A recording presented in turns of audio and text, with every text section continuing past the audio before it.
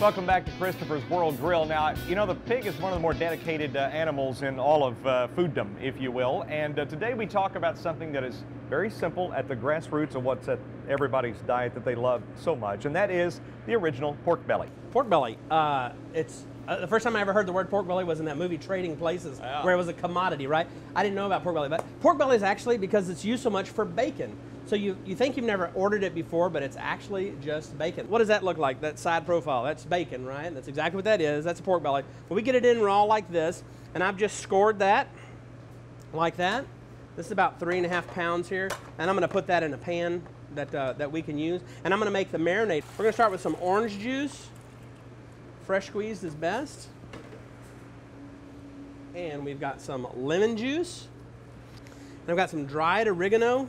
Lots of garlic, got some red chili flakes, then I've got some salt and some sugar, and that's a little bit of olive oil right there. And then of course some white wine for additional acid and a little bit of flavor there. And about a quart of chicken stock as well. So now we have our cooking liquid here. And we don't really want to add that on top of the skin. But I'm going to add enough cooking liquid just to go to the surface. I mean, I do not want to cover the outer skin layer or fat layer there. I just want to leave it just like that. Now we're just going to cover that in foil. And literally 350 for 2 hours. Then we're going to uncover it so it gets a little crispy for an hour. Okay? Okay, while we're waiting for our pork belly to cook, we're just going to make a little creamy polenta, okay? So I have a cup of milk and a cup of chicken stock. Got a tablespoon of garlic in there, about a half teaspoon of salt and pepper. All right, so we got a little boil on our milk and stock there. I'm gonna add our cornmeal, let that cook until it gets thick. So that's it to that. I don't wanna cook it too much because I want this nice and soft. It will get thicker as it sits, so this is kind of a last minute thing, but you can see that it goes real fast. 2 tablespoons of butter in there. And a little pinch of Parmesan cheese. Okay, I've gotten our pork belly out of the oven. Got a little bit crisp here. I'm just gonna cut a piece for us to use as an appetizer today.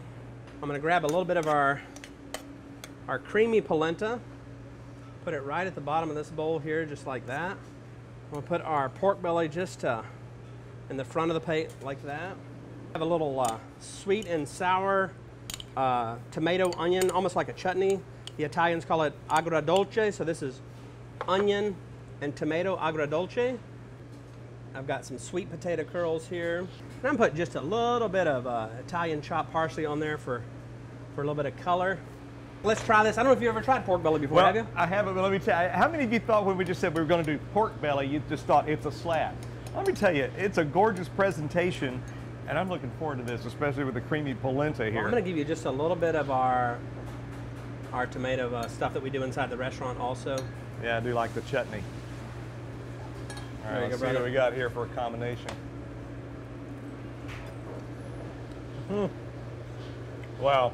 That's another way to cook bacon. If you hadn't figured out another way to cook bacon, that's another way to do it. You grab it before they cure it, or they salt it, or smoke it, or anything, and that's a beautiful piece of meat. I will tell you, almost lost me when you put orange juice, lemon juice, and then chicken stock and the other seasoning. I'm like, this will never work, but I got to tell you, that is one excellent dish right there. That's great. We're serving it in the restaurant right now for our fall-winter menu. Wow. And we also put that pork belly in our cassoulet that we have on the menu this year too. Got it. It's great.